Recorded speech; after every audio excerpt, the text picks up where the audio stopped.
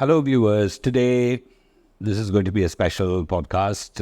And my guest today, you're going to understand a lot about him only through the conversation, perhaps, because there's a lot to speak to him. And the guest is Mr. T.R. Raghunandan. Welcome to the show. Thank you. You, who were an IAS officer, from an IAS officer to almost an activist. Yes, But people say you were an activist even when you were an IAS officer. shouldn't be saying that officially, but borderline activist too. Okay. But people would still want to recognize you more as a former IAS officer than an activist, because in this country, if you were a babu, you remain a babu. Yeah, that's sad actually, but yes, that's true. And that's also perhaps very feudalistic, Yes, very much so. Very much. because people like power, even if they are oppressed. Yes, absolutely. That's a scary part about this. So if you're into public policy, you would be very carefully looking at it and also retrospectively. Yes, in a sense, yes, very much. And when you understand bribery and corruption and a kind of delinquency in the system, so do you actually bring all your experience and exposure in the public domain as a public service officer? Yes, of course. Of course, one does it because most people have plenty of misconceptions about corruption. And they get despondent. They believe that corruption is a moral disease and therefore it cannot be cured. So very often I come across this hopelessness in people that corruption is something that is in the DNA of Indians and it can never be erased and so on, so which is completely wrong. That is not so the case. If you look at empirical evidence. You said people think it's like a moral disease, this corruption. But don't you think that people have almost reconciled to the fact that, they have to live in this corrupt system, society, and the dispensation? Not really. Actually, what happens with corruption is that the bad stories get repeated. But there are good stories. There are stories of corruption being eliminated process by process. And we don't tend to look at that evidence. There are systemic ways in which we can control, regulate and eliminate corruption. And countries have done it, and India has plenty of successes to boast of. Is it also that when an officer very emphatically tries to portray himself or herself as a non-corrupt officer, and then people think that he or she is corrupt, and that is when they become indifferent to it, and that is more dangerous? Yes, you see, the problem with the IAS is that, and the problem with much of the administration is that we are supposed to be anonymous. We are not supposed to project ourselves, and we are supposed to be people who work in the background and produce good public policy. But sometimes the tendency is to play to the gallery, and the officers assume larger than life positions, and they take a moral stand, which is not really appropriate, because then what you say can happen, that a person projects himself or herself to be honest and then is later on found out to be corrupt. So you're trying to say, or you would rather say that, officers have to just be themselves because they have a larger, goal to be achieved by just following their directives. No, not really. You see, what happens is that, well, if you look at an IAS officer's career, and a person joins the IAS directly at the age of 22, 23 or whatever, retires at the age of 60, you're talking about a 38-year career. How many of these years are actually devoted to frontline positions? Probably the first 10 or 12 years. And that's also very unfortunate because, most of these officers, when they are very immature in some of the cases and they are just getting into a relationship or marriage or, having children and things like that, they are in very, very important positions of power. That's right. And that's when actually they get the taste of it. Right. And they can't live without it after that. So they keep going after it. Or rather, trying to look for opportunities where there could always be that. Exactly. So maybe it should be, in fact, towards their retirement, they should be getting positions of absolute power, like being a magistrate or being a collector or something like that, where they could directly deal with the people. Well, Well, it could be that. It could also be that you can move back and forth from frontline positions to policy making positions and back. But you see, the legacy which the IAS has inherited is from the ICS. And the ICS, because it was designed and engineered for a colonial power to rule over us, did give younger people unnatural flexibility and unnatural levels of power. And we haven't taken away from that. The reason is that they felt that an enlightened outsider, even if inexperienced in the ways of the country, are probably loyal and professional, or they serve colonial interests. And would be more aggressive with also the blood of the youth. Yes, and that position, that attitude is assiduously cultivated, and it is handed over like an heirloom from generation to generation. Okay. So I would go so far as to say that the bureaucracy, and particularly the IAS, is the least changed institution since independence.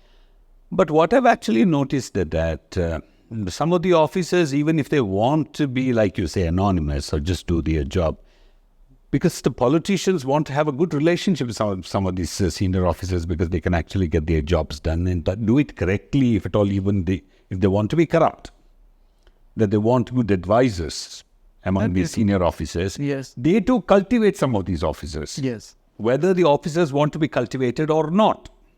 Yes, that has happened. And most often we just look at this financial corruption. We just talk about bribery, but when they are morally corrupt, when this very idea of rectitude, moral high ground, and all these things could actually corrupt you morally, and which is more dangerous perhaps than just being somebody after bribes. Yes and no. Let me talk about where I agree with what you say, but I would also say that we must be careful about generalizations. You see, the point is that I wrote this piece where I said that officers fall into 4 or 5 categories, and the most blatant officers involved in corruption are the takers. I mean, they just demand. They demand and take. But today, I think things are not so brazen as they were in the past. You cannot demand from somebody because people have changed. People tend to hold you accountable. So there are no more people who demand and get what they want, unless they put somebody in a corner. And that person, for that person, it's a matter of life or death. And then you can demand a bribe and take. So there are the demanders. Then there are the takers. They will never ask you to give anything, but they will take whatever is given, and they also take in kind. What might be given to you might not be a pecuniary advantage, but it might be a favor done to your children. There's a lot of this kind of the favors being done which are indirect, because it's harder to trace. You might favor somebody in a contract and end up with your child being recruited into that company and earning a fat salary. Or you might be given a share option. Or an apartment. Exactly. So those are the takers. And then you come to the third category of people who are, what you said, the intellectually corrupt. They are very careerist. They do not take money, but for them the drug, what they require is power and influence. And that could be dangerous. That could be dangerous because you take an amount. Money, it's just the money. If somebody can't pay you, they can't pay you. They can't pay. But here, you could actually torture people mentally. You could demean them. You could put them down. You could just have that, the very pleasure of high-handedness to be able to, make somebody else's life miserable, even without expecting something from someone. That can happen. But also what happens is that many, I think, officers have realized that whatever the political dispensation, regardless of the ideological position of the political dispensation, they want people like this. So I have seen officers, the biggest mistake that an officer can do is to be identified as close to a political party. Because if the other party comes to power, then you are thrown out. But if you see in Karnataka today, those people who almost wore saffron clothes during the BJP seem to have completely shed it now for these people. The kind of ideological shift, not even the politicians, even if somebody was in the BJP and joined Congress, it may be a little difficult for that person to accustom to the ways of the Congress. But here, people say the officers overnight. Yes, but even with their ideology, thinking, their words, their but what do you say? Attitude, literally everything. Which proves my point that to be intellectually dishonest is far easier. And people are very careerist. And they do not want to be thrown out of contention.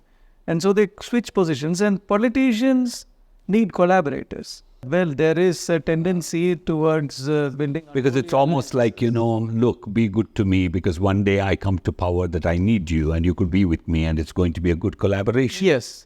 Collaboration does happen. But again, this is a pattern that is actually predictable. And this has happened in many countries in the past. And things have gotten better from there. So I would still be optimistic and say that these are all part of the growth pangs of a nation. But don't you think that we've actually gone much past it? Because we should have by now corrected ourselves. With the way things are going today, it looks like it's going to take much more time. If you look historically, that doesn't seem to be true. Let me just give you an example. If you look at the most powerful democracy today, which is the United States, between 1860, when the end of the Civil War, until the 1930s, when the Great Depression hit, it was the most corrupt place on the planet. And that was 100 years after they became independent. So for 60 years, after they completed their first centenary, they were the most corrupt country in the planet. Why? Because certain circumstances came together that enabled corruption to flourish. Number one, there was huge economic growth.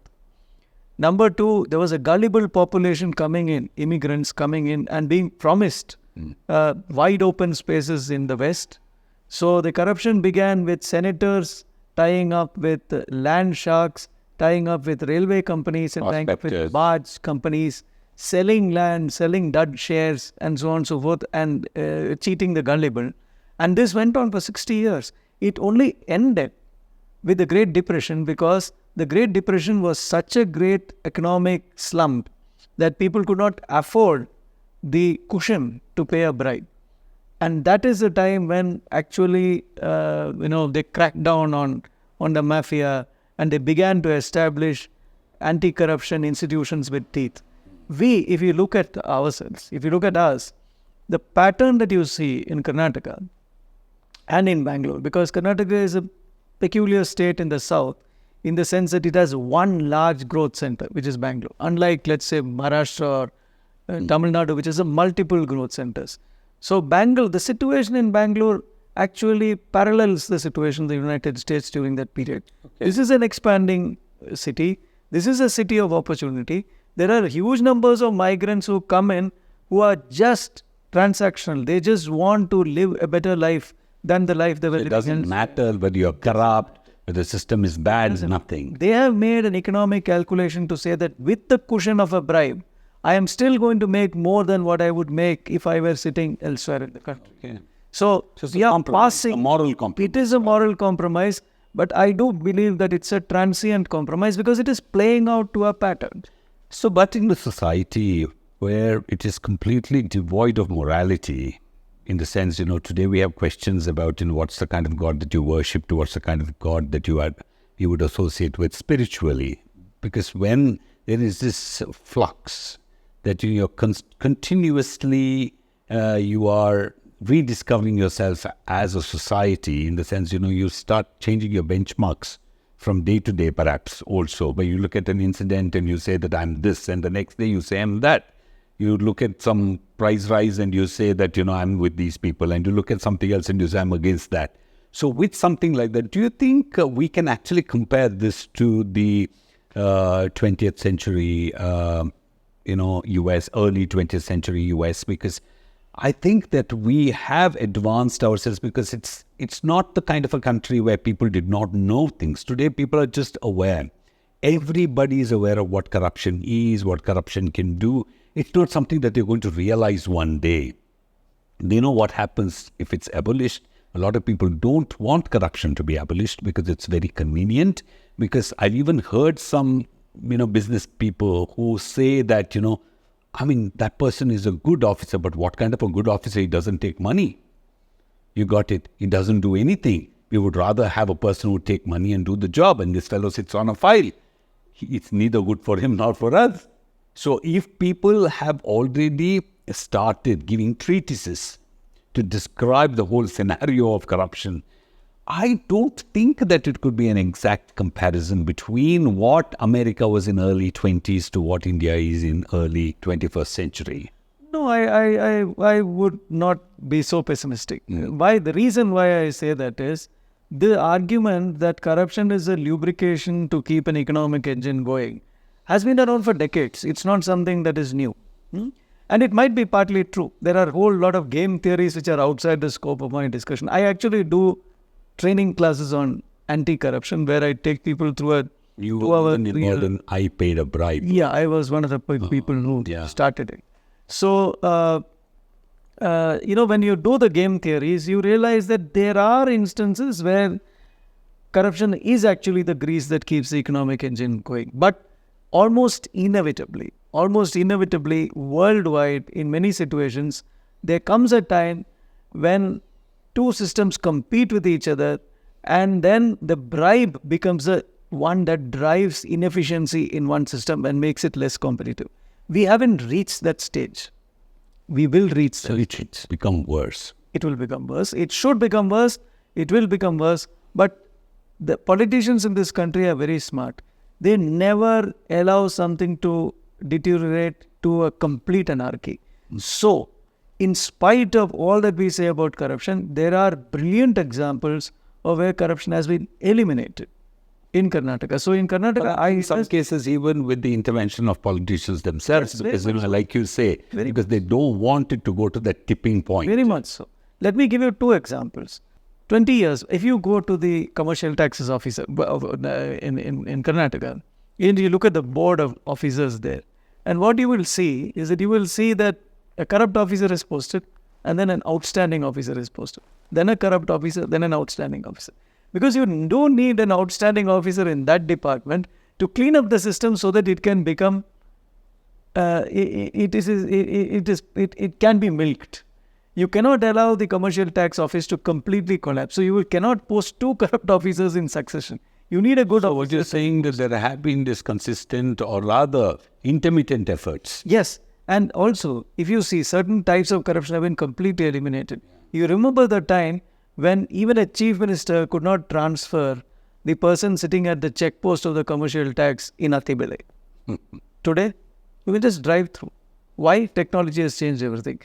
There was a time when you could not do the same thing. In fact, in iPaidAbribe.com, we did a study of the number of transfers of sub-registrars in Bangalore city. And it told a great story. Everybody got a chance to make a killing.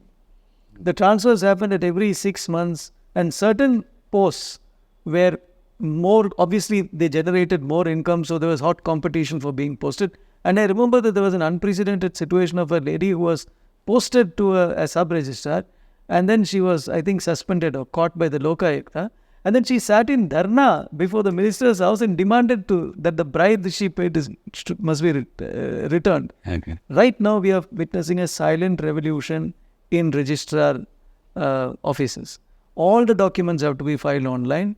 Payments have to be made online. Of course, people still haven't got the whole gist of it. So there are people who are trying to sabotage. Right, things like Sakala and... It has actually slowly reduced corruption.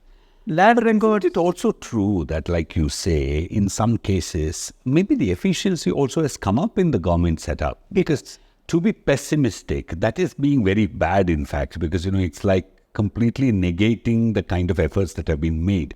But I've been watching myself that in some cases, the public sector, or rather the government offices, work much better compared to some of the private offices too. Because in some cases, a single officer would be, performing so much and dealing with so many people and giving more results than even a high-paid executive in a private setup.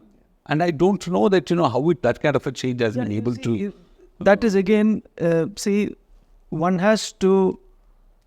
cannot diagnose corruption or pass a judgment on corruption without understanding that corruption can be classified into different categories, right? So let me look at the most easy corruption to get rid of. which is this over-the-counter corruption. Like that is what we were tracking in ipayabribe.com. We tracked about 50 odd services. You could go to a drop-down menu and write your experiences there. So we looked at all the departments which handed over something, which had a citizen-facing interface. Okay. A ration card or registering a document or getting a driving license and so on and so forth, right? That is one level of corruption, over-the-counter bribes. Ultimately, this is bad politics. If you allow that to continue, citizens will turn against you.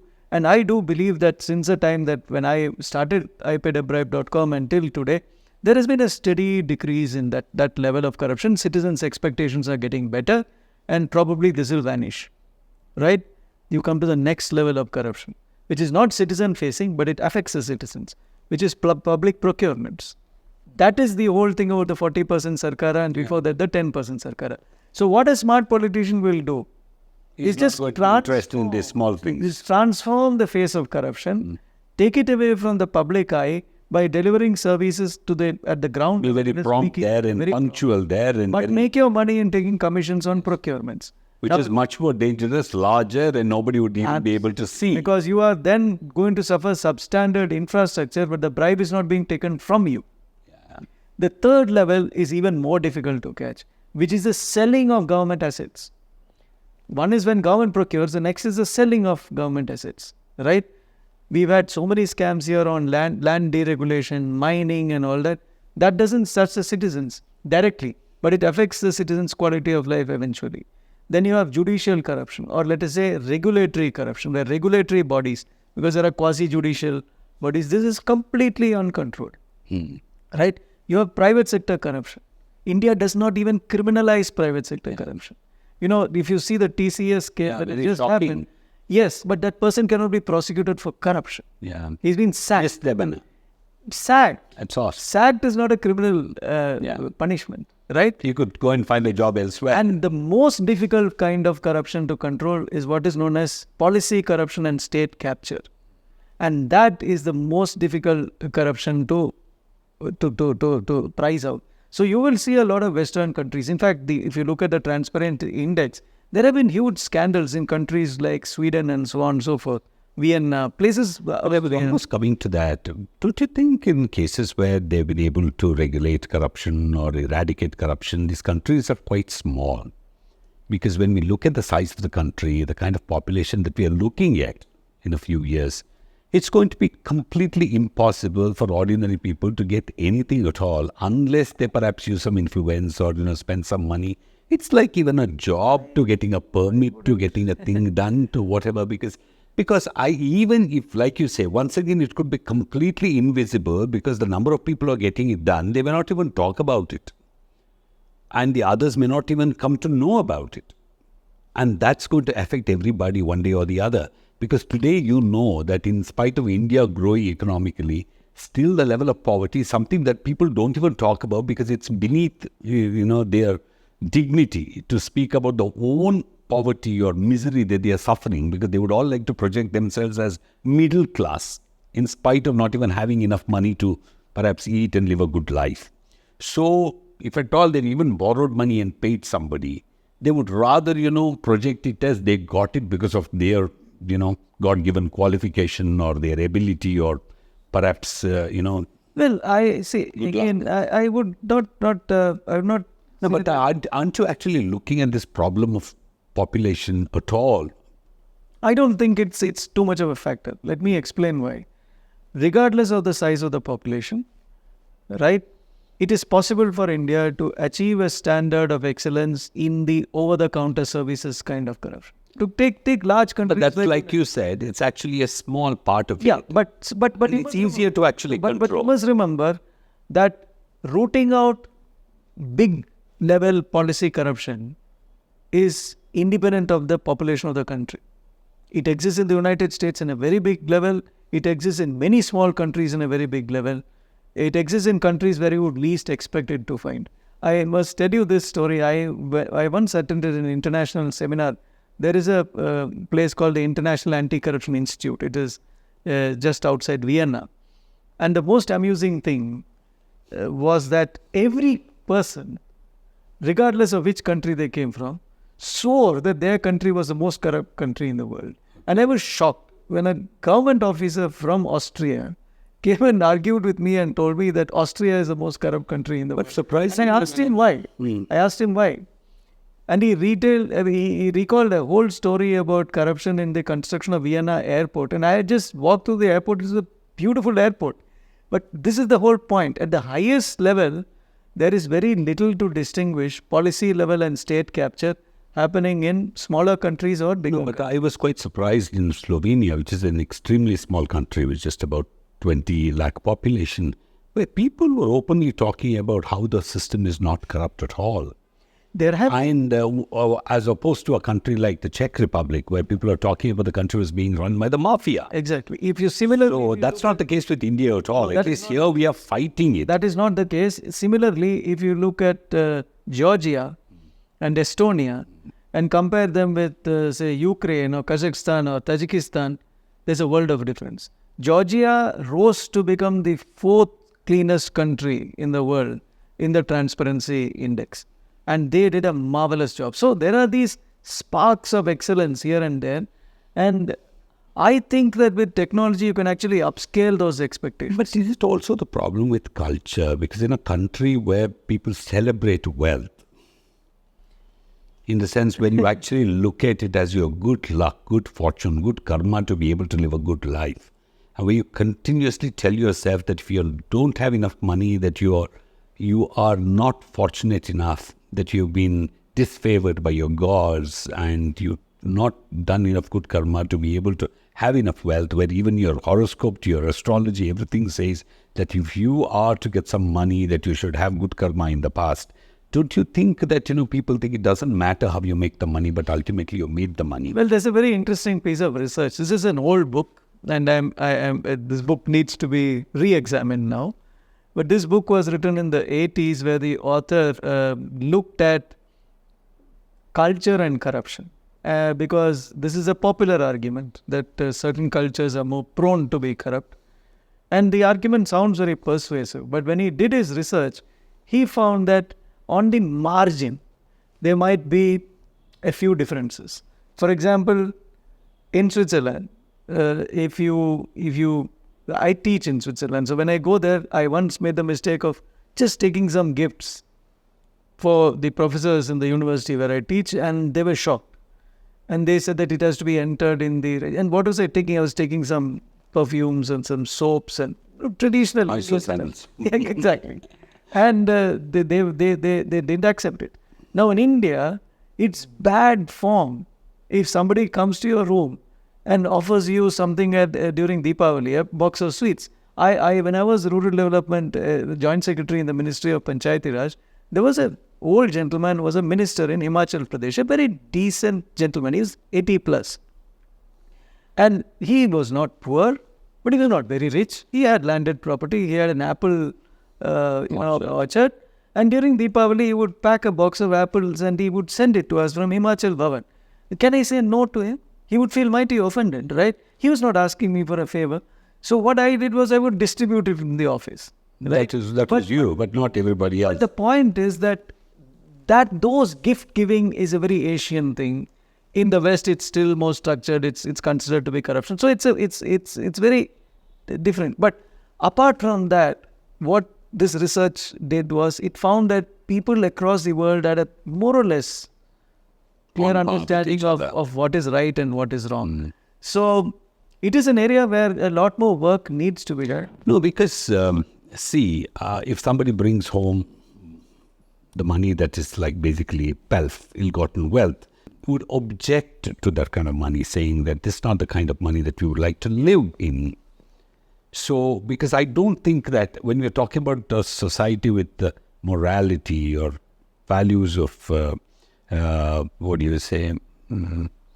dignity and things like that. But where would somebody say things like, this is the kind of money that I would like to earn. These are the limits that I put to myself. And this is where I draw the line. This is an interesting point. And in fact, because I've actually seen people celebrating, saying that, he works as a sub-registrar. He has built so many houses. He has so many cars. He had his daughter married off in such a lavish way. And if people are celebrating wealth, like always Santosh Hegde would say, Justice Santosh Hegde, that the biggest problem in this country is greed, and you're celebrating greed because there is no stop to that. Because when you say that you need money, and you look at people and you feel that, like in Kannada also, when you call a rich person Dodda Manushya, a big man, that means you're a small person if you don't have enough money. It's not because of his qualification, it's not because of his position, but because if somebody has a lot of money, they become Dodda Manushyaru. So don't you think that itself is like ingrained in the minds? No, not. You see, this is a very... I have seen in other countries this tussle. The tussle, or the friendly argument that you and I are having, where I am saying that it's a question of systemic action to reduce corruption. And I've given you a few examples. And you tell me that no, it's something ingrained and you need to do something. I'm just trying to explore. But so the point is that this is an argument that is ongoing in many places. And while I am more of a systems guy, because I also feel that we don't explore systems so much. If we devote ourselves to the other side, we kind of adopt a defeatist attitude. You're not corrupt because of lack of opportunities. No, because nobody gave you a bribe, or maybe you were not good at taking bribe. No, but the point is, if you adopt that fatalistic attitude, then you are never going to solve the systemic problem. But do people really want a solution to this problem? That's the biggest, because I've been speaking to a lot of people. It doesn't look like people really want a solution to corruption. No, like, for example, let me answer the first point. The first point is this question of whether it is a moral degradation, as you say, or whether it is a systemic problem, as I say. Let us say that the two of us actually define two poles, two different schools of thought. And by the way, this is an academic argument that has been going on in the anti-corruption literature for a long time. In practical terms, where I have found there is a little bit of both that combine together to produce a model where corruption is gradually reduced and eliminated. How does it work? There is an anti-corruption commission that actually works on reducing corruption in systems through two ways. Reducing the processes, making them transparent so that they are corruption proof. And number two, going after the corrupt and punishing them. That is one side. But the very interesting thing is that many of the anti-corruption commissions also has an outreach activity to schools, to colleges, through what we call moral education. But that's very interesting. But for instance, to actually tackle the point that you are making, the moral degradation. It's exactly true, because these are the kinds of things even like somebody like Justice Santosh Hegde himself was doing, going to schools and speaking to students about how it was important for you to have a value-based existence. But then every day on TV that you watch a celebration of wealth, you watch celebration of pelf, you watch celebration of absolute inefficiency where people just have money for no reason. And all that they do is from morning to evening, they serenade from one end to the other of the house, and they make everybody else feel that I've been doing this because of good luck. So I wear better clothes, I need not work, I don't work in some, menial job, and I am more fortunate, or I'm better only because I have wealth, because I can afford things, and you don't, because you have to struggle.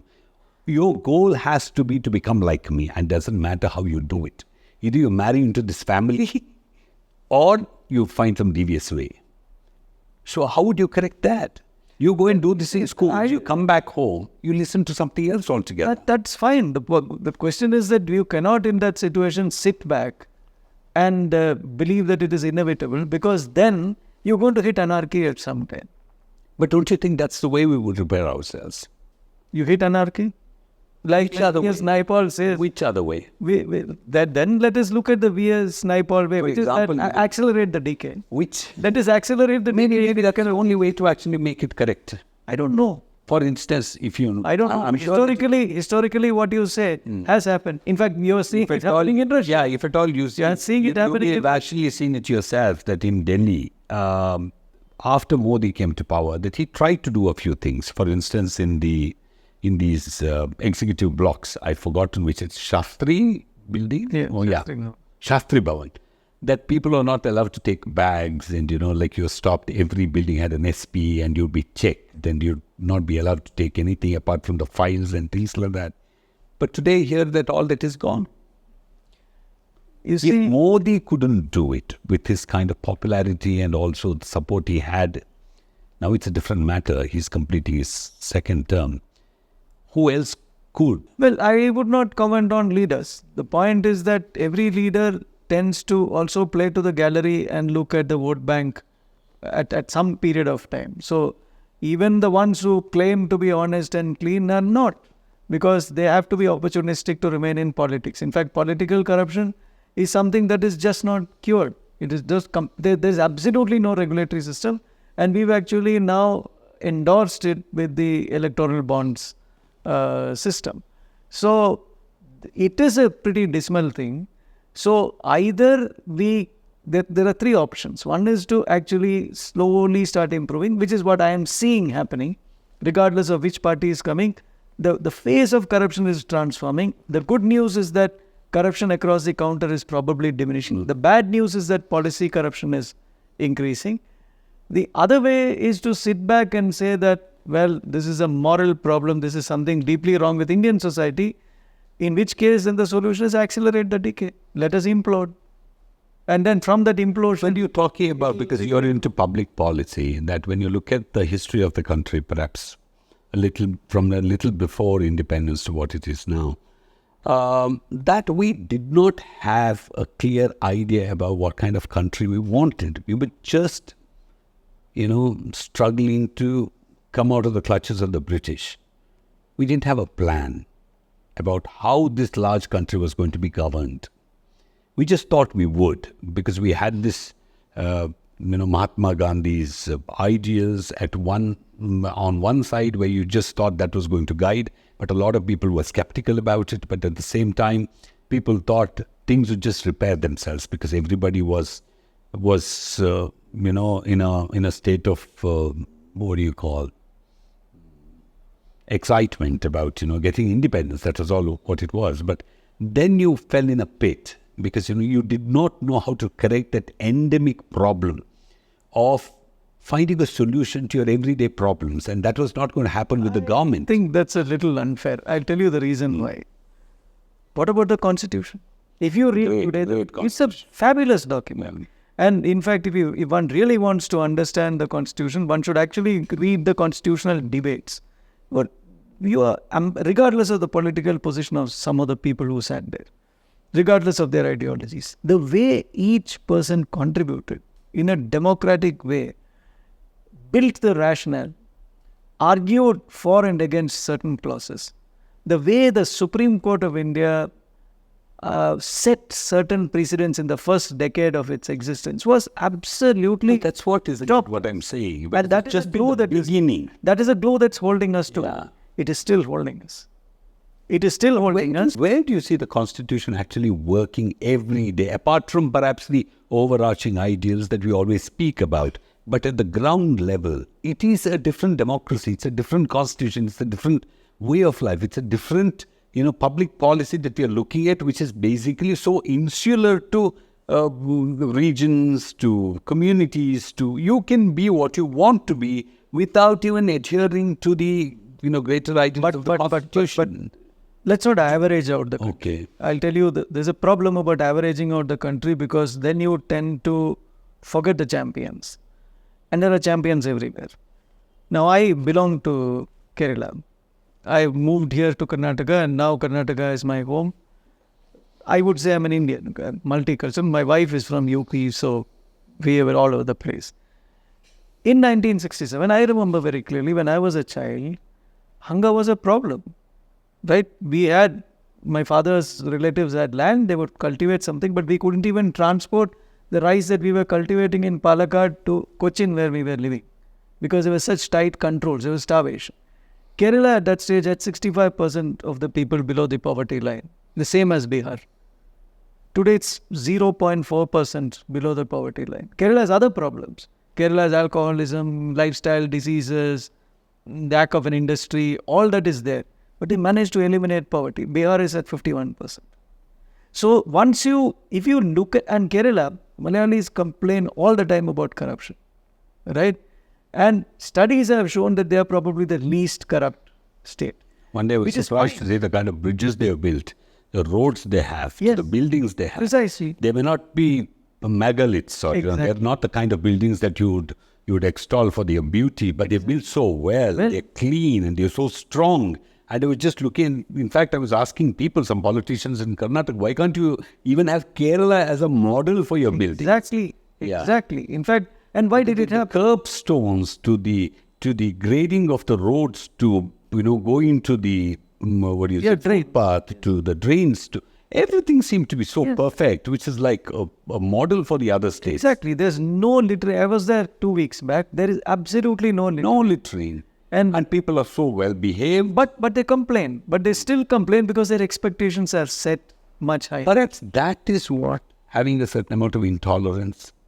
Because India's biggest bane perhaps is tolerance and going. No, I Don't think- go about this. But India's This very greatest- ideal of. But India's greatest asset, if you look at it from a very Darwinian sense, is diversity. With diversity, you can have cross-pollination. Let me just give you an example. We tend to always concentrate on the governance of at the state level. We discuss state politics. We don't go to the sub-state level. Now, during the lockdown, there were no officers going into the field, and the panchayats were left to do whatever they wished, and they did a marvelous job. So suddenly what happened was many of the training institutions began to use Zoom to connect the panchayats to begin to talk about what they were doing. And our State Institute of Rural Development, Abdul Nazir Saab State Institute of Rural Development in Mysore did it. The Kerala Institute of Local Administration did it. And I would listen to it because I can understand both Kannada and Malayalam speak.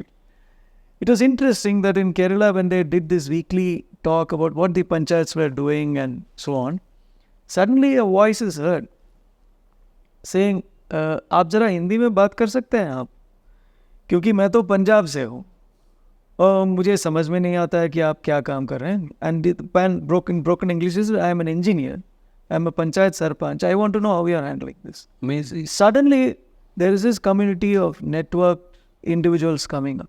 So, I would always position India as not having a gigantic problem. No, but isn't it also what Mahatma Gandhi was talking about all the time? Because I think that you have forgotten what the vision he had. Because when he spoke about Grama Swarajya to what we have today, because I think like what you're saying, the ideas, the values, the compulsion to do things because they are your people, all these things that you can see in villages. And I think for some reason, these big politicians come and spoil it all. Yes, but this is, we will have to look at judging what Ambedkar thought about Gandhi's ideals. Let me just give you, Gandhi had lost interest. He was disillusioned by the time we got independence because partition, Different, perhaps. partition kind of destroyed his ideal, the violence and all that. So there's a very interesting book written by a disciple of Gandhi named Sriman Narayan, who later on became the governor of Gujarat. It's called Gandhi's Vision of the Indian Constitution.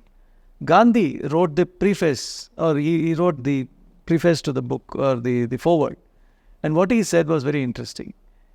He said, I haven't read this book, but if Sriman Narayan has written it, I endorse everything in it. Signed signed Mohandas Gandhi in Noakhali. He was at that point in Noakhali trying to calm the people. In that book, Sriman Narayan explains Gandhi's vision of democracy. And you know what Gandhi had thought? That we must only have one election in this country. That we would elect our corporator if we were in a city, or we would elect a panchayat member if we were in a village. They would form a collegium who would elect the MLAs, and the MLAs would form a collegium who would elect the MPs. Okay. Now, Ambedkar rejected it. Ambedkar rejected that idea and created a somewhat competitive system where the MPs would also be directly elected, the MLA would also be directly elected, and the panchayat members and corporators would also be directly elected. What has happened with that is that we created a very competitive system where an MP wants to do what a panchayat member is doing, because people don't distinguish between which level does what. Right? And the funny thing, and this is the real irony, you know who implemented Gandhi's vision? You would not believe it. It was Ayub Khan. when he abrogated the constitution of Pakistan and became martial law administrator, he said all this Western democracy is not for us, and we will create a system called basic democracy, where the people would elect their local body members, and the local body members will become a collegium to elect the president, which will naturally be he. Which is basically like a pyramid. Like a pyramid. It has its severe faults. Could be very practical too. Very practical, but also Never experimented. We never experimented in a civilized society with a democratic environment. Yes. Perhaps Ayyub doing it was not the right thing for him to do, because maybe he was the wrong person to do it. No, because maybe we should have at least tried it once. Well, Ambedkar did not enshrine that in the... What was the reason? Because he was too influenced by the American Constitution, perhaps, apart from perhaps... I think so. Because his whole idea of this, republicanism... Yes, exactly. That's what I've actually seen. Because I think when people even talk about the British Constitution or even the German Constitution and the French Constitution, I see so much of American Constitution. Exactly. And you know the reason? Yeah. See, we have about 190 countries in the world. Only 24 are federations. Yeah. And the federations could be as small as Switzerland, with a population less than Bangalore, which has got 26 cantons and 5,500 communes. 3 levels of government. Very complicated. It's like a tiny little Rolex watch, but it works perfectly. Extremely complicated. It's the entire federal structure in a microcosm. And you have the American Constitution, which again is a union of states, right? The Indian Constitution is not a coming together constitution. It was not as if we were all independent sovereign units which decided to surrender a bit of our sovereignty to a confederate government. Yeah. We are a holding together constitution. The Indian Constitution says India is a union of states, which Rahul Gandhi is accurately and correctly quoting it. He's not an anti-national by saying that India is a union of states. He's stating what is there in the Constitution.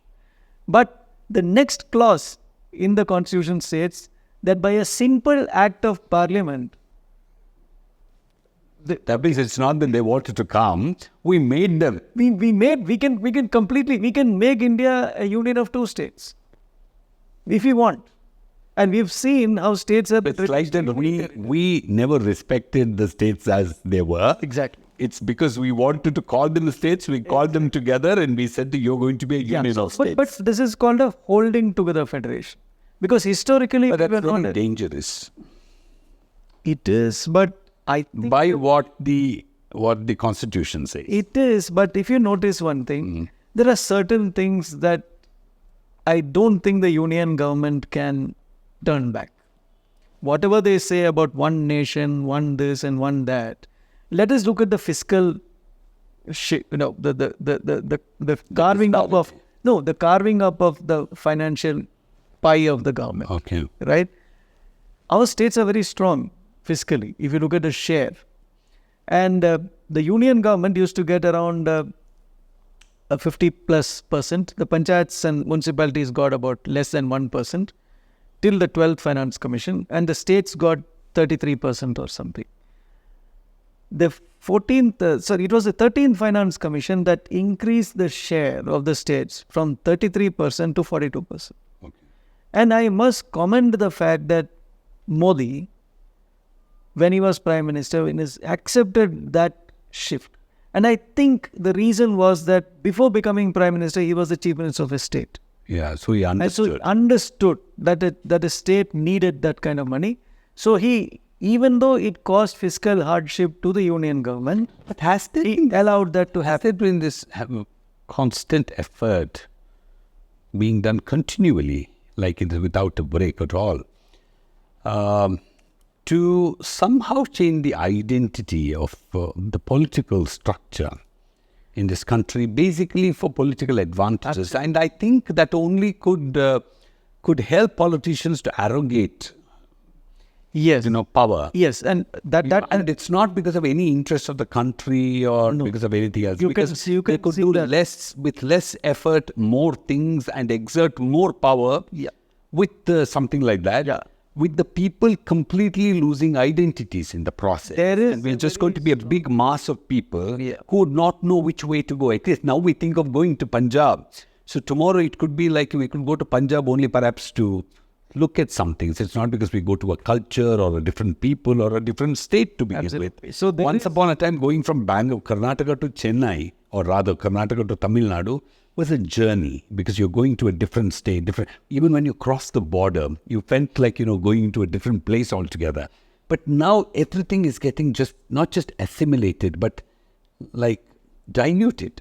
Yes, I believe that cultural dilution is dangerous for the country. Simply if I may give an analogy from biology, it's like monoculture is dangerous for a forest. Right, you need biodiversity in a forest because it's only biodiversity that can create. And that's bad for the economy also. There is nothing for people to get from anybody else because you have it all. Well, and there are these smaller or weaker economies within the country or the regions that could suffer very much. But today, I could go to Meghalaya and could be in awe of their baskets, to their dress, to their... because they are unique people and I want to buy it from there. Yeah. If I am going to have a small Meghalaya in Karnataka, I'm going to lose interest in Meghalaya. Yes, that is a possibility, but I am again more optimistic. My optimistic view is that given the tradition in this country of a fiscal space for the state, which, as I told you, is now 44%. But that's not a permanent decision because it could also change. People will resist.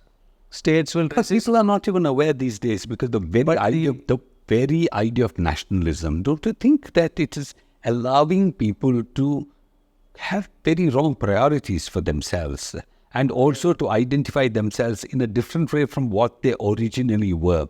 I remember when I was very young, I used to talk to some of these estate laborers in Kodagu. And they didn't even have an idea of how large the state was because they were only worried about their house, the village, and perhaps the place where the shandy was held. That's all it is. And they were just happy. And they left everything else to the other people who are interested in going elsewhere. It's not that they're not heard of Bangalore, Mysore, and places like that. But today, everybody wants to talk about Delhi, Ayodhya, everything else, without realizing that they're losing the ground beneath their feet. I think it's only a passing trend. Secondly, if you broadly look at the South, for instance, there is certainly a resistance. There is a resistance. But South has always been different because, the North has been a different country, though with different states, because it's like one hegemonic entity, if at all you see from the past also. But the South has always been diverse. So if you look at it, even the Northeast has been diverse, though of course now they're being swarmed with the money power that is coming else, and they are fiscally weak. The South can afford to be different and assert their cultural stubbornness. Because once upon a time, at least a few decades ago, the North was not able to push itself, or rather, overwhelm anybody else. But now they are powerful too, because at least after so many years of being Bimaru, today the very Bimaru states have come down to lecture Karnataka and Tamil Nadu.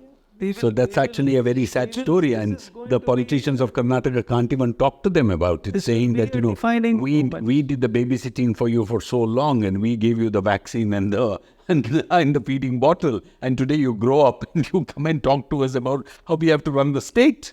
Yeah, this is going to be a battle that will play itself out. But the fact, I believe that the constitutional structure as it exists now, and the fiscal structure that is also born out of the constitutional structure, because it's a finance commission that is dictating how the kitty should be divided, is something that is so entrenched in the system that it will be difficult to dismantle it. And unless you dismantle it, you're not going to be able to push your cultural dominance agenda.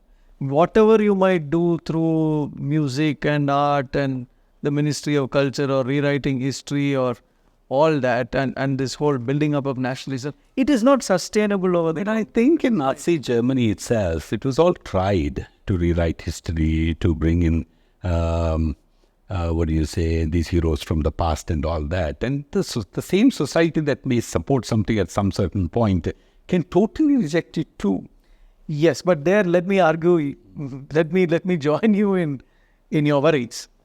Nazi Germany did not have the kind of social media instruments that are available today to propagandists. Yeah. This is mind bending. What we are seeing today is unprecedented in terms of its ability to deliver a certain. It's like this. If somebody is talking about nationalism or religion or gods or even, specifically Hinduism, you need not know anything. You just have to be loud and you should be pelting your words at the other person, and you just have to subdue the person's views or opinions with the power of your lungs. Yeah. And that's all that you need. Yeah. And everybody thinks that you've spoken so well and you have a better point. It's like they say in ancient Sparta, the man who had the loudest voice won the argument. Yes. So this is something that I worry about when we make comparisons about. But the same instruments could work against the dispensation one day. And it just take one tipping. Don't you think? That's Whoever thought that the Wagner, yes. head would go against Putin? Yes, You that got can it. happen. And that's actually that's such a hopeful situation. Yes, for the whole world, that nobody thought at least it could rattle somebody like Putin, even if it was just for 36 hours. Don't you think so? Yes, but the point is that personally I feel helpless because I feel too. one A can lot of people are feeling helpless. one cannot predict the outcome. This is stuff that keeps me awake at night. But let me tell you, the biggest problem is that people who are feeling helpless are just happy being helpless. They resort to social media or perhaps some tools of the digital systems and go online and just express their opinions in an article or something. If they were to speak, if they were to come out, because they say if you have to build something, you have to get your hands dirty. And most of us don't want to get our hands dirty. You would keep it clean and expect somebody else to get their hands dirty. And this is where I feel that walking with just ordinary people gives you a far more sense of hope in the country. But that's why, isn't it, a lot of people say that, just join some party, a big party, and if you want to change from within. Why sit and criticize It's them? not even necessary to join a party. That's the point I would like to. I've seen people that were not joined party, who have gone and spoken to, people in villages, but who have not done anything at all. No, fair. Apart from just having a sense of satisfaction. Wait. I don't want to mention the NGO concern, but there are people in civil society who are today not taking an ideological position when they speak to people, who are just imparting knowledge about the Indian Constitution. You might have your ideology might be derived from certain factors that in your upbringing, etc., which nobody is going to change that. Just remember that these are some of the things in the Indian Constitution, and this can be transformative. And this is a move that is happening very slowly, coming up from below. Let me just give you an example, and this happened much before the kind of turmoil that we are seeing here. After I quit, I used to work a lot with the panchayats because I just believed that this is the most important thing in my life to do. So when I was working with a few good panchayats, we were talking about participatory planning. And we said, why don't you prepare a plan? And each of these panchayat leaders came up with a very, very scheme-oriented plan. They said, I will take money from this scheme and I will build this. I will take money from that and I will put street lights. I will take money from here. And it was all very tailored to how the money was coming to a panchayat. So a friend of mine and she and I thought about it and said, this is not going anywhere. This is like asking a bunch of officers, and these are not officers, these are elected people. They represent hopes and aspirations. So we changed the format. We said, forget all that. Let's do one thing. You prepare a Gandhian plan. And the Gandhian plan emerges from the 5 pillars of Gandhian thinking that on which the constitution is built. If I were to reduce the entire constitution to just 5 words, what were those 5 words? Satya, Ahimsa, Swaraj, Sarvodaya, Antyodaya, Satya, truth. So then Ahimsa, non-violence. Swaraj, independence, self-reliance. Sarvodaya, daya for everybody. And Antyodaya, extra daya for the last person.